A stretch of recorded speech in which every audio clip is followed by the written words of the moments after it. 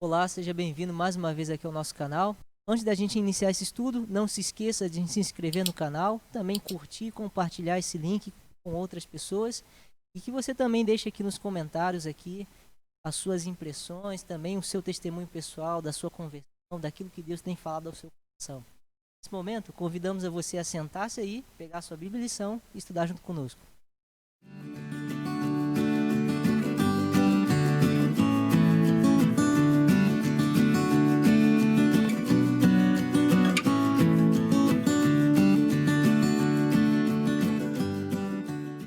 Muito bem, amigos. Quero convidá-los a abrir a Bíblia no livro de Atos, capítulo 4, verso 20, que é o verso para memorizar. Você que está sem a sua lição, aproveita aqui para lembrar que dia 23 de agosto vai ser o dia do Maná. Então, vai ser o grande mutirão para a assinatura da lição da Escola Sabatina. Você não pode ficar fora. Já adquira a sua lição para que você possa estudar conosco. Dia 23 de agosto, nossa união vai estar promovendo o Maná. Ok? Estou até com a camisa do Maná aqui já para poder fazer a promoção para que vocês não fiquem sem o pão de cada dia. Tudo sistemático da palavra de Deus por meio da lição. Então, amigos, diz assim, Atos 4:20. Nós não podemos deixar de falar das coisas que vimos e ouvimos. Eu só contextualizar para vocês e para os nossos amigos. Capítulo 4, Pedro ele está sendo interrogado aqui no Sinédrio. O que acontece no capítulo 3, então, é o motivo para ele estar sendo aqui interrogado. No capítulo 3 é aquela clássica história do coxo que Pedro cura, né? Não tenho prata nem ouro, mas o que eu tenho te dou, né? Ele oferece a Cristo e aquele homem é curado. E todos ficam agora maravilhados. E Pedro, então, diz que, na realidade, quem operou aquele milagre foi Cristo. E agora ele está perante o Sinédrio, falando que não pode deixar de falar do que ele viu e ouviu com relação à vida pessoal dele com Cristo Jesus. E, Lucas, com relação a essa experiência pessoal de Pedro, o que podemos aprender acerca da lição de número 2, que fala sobre testemunhas cativantes, o poder do testemunho pessoal? É muito importante isso daí que você está mencionando, né, o testemunho pessoal, porque Pedro ele está dizendo justamente isso, que ele não pode parar de anunciar aquilo que impactado a vida dele, algo que ele havia testemunhado pessoalmente, tinha visto pessoalmente. Eu quero mencionar aqui um texto adicional na nossa lição, o texto de Atos, capítulo 1, verso 21 e 22. Nós temos aqui os discípulos se reunindo para escolher então aquela pessoa que iria subir no lugar de Judas. Agora querem escolher um novo substituto para compor a equipe especial de Cristo, os discípulos. E aí, no verso 21, eles dizem aqui o que é necessário. Dizem assim: é necessário, pois, que dos homens que acompanharam todo o tempo em que o Senhor Jesus andou entre nós, começando no batismo de João, até um dia que dentre nós foi levado às alturas, um destes se torne testemunha conosco da sua ressurreição. Então, eles dizem que para compor aquele grupo especial de pessoas que iam anunciar o evangelho, tinha que ser uma pessoa que tivesse andado com Cristo desde o seu início do ministério, lá no batismo, até o momento da ressurreição. Então tinha que ser alguém que tivesse testemunhado o ensinamento de Cristo, sua maneira de agir, sua maneira de... Então isso é muito importante.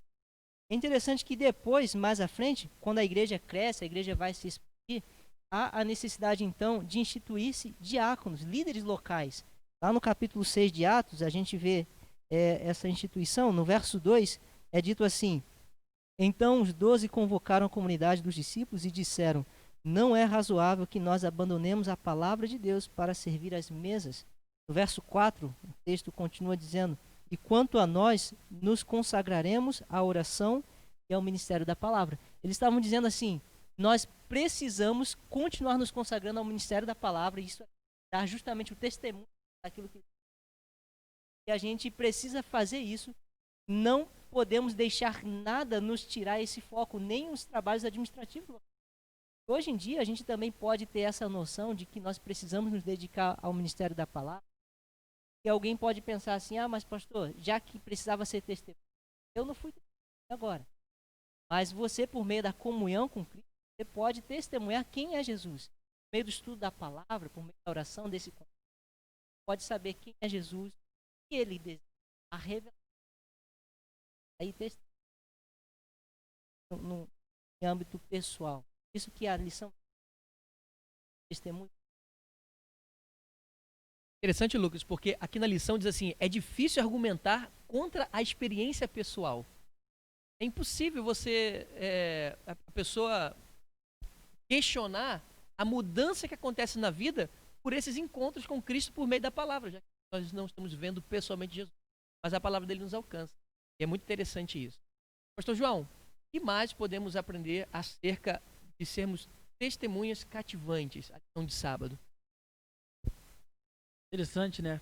Deus, ele sabe do poder. Isso, ele quer que nós tenhamos esse relacionamento pessoal.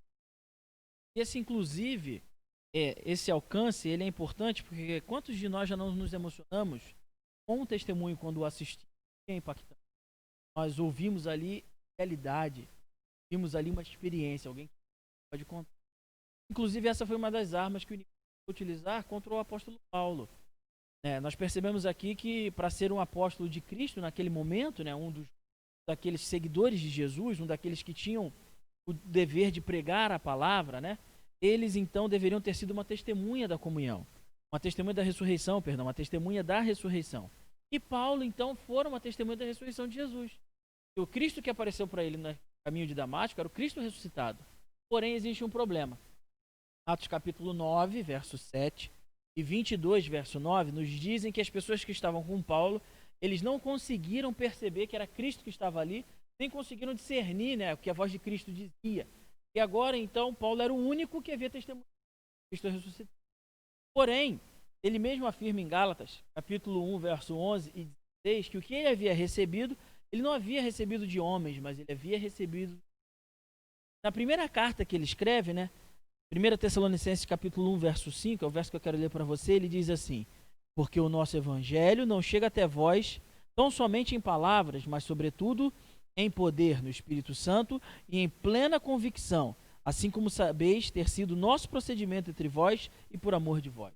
Então aqui tem 3 coisas que eu queria ressaltar rapidamente. Primeiro, o poder. Segundo, a convicção. E o terceiro, o procedimento.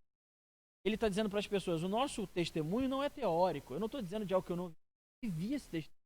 Eu vivi essa realidade com Cristo. E ela concedeu para mim poder, ela me deu fé, me deu convicção e mudou a minha forma de agir. E é isso que Cristo espera de nós.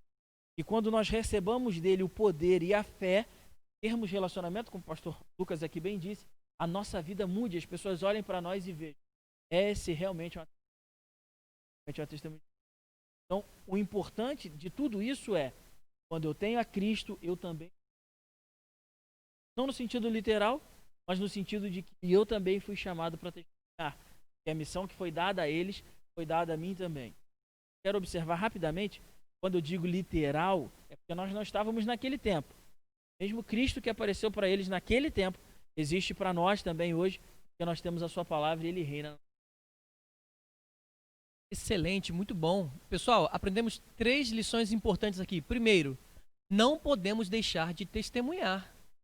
Não podemos deixar de falar daquilo que vimos e ouvimos, né? Esse princípio que foi para Pedro também continua sendo real para nós, falarmos daquilo que Cristo tem feito em nossa vida. O segundo ponto importante é que o nosso relacionamento para com Cristo, o estudo da palavra, a comunhão, a oração, isso é extremamente importante, porque é isso que vai dar a base para o nosso testemunho, o nosso encontro pessoal com Cristo diariamente. E o terceiro ponto é que o poder que há em nós para testemunharmos é porque a ressurreição de Cristo nos habilita para isso, porque ele é real, ele está vivo. E assim como ele estava com os discípulos, ele permanece ainda conosco, pois ele prometeu que estaria até os fins dos dias. Então, queridos, fique aí para a lição de domingo, que Deus lhe abençoe.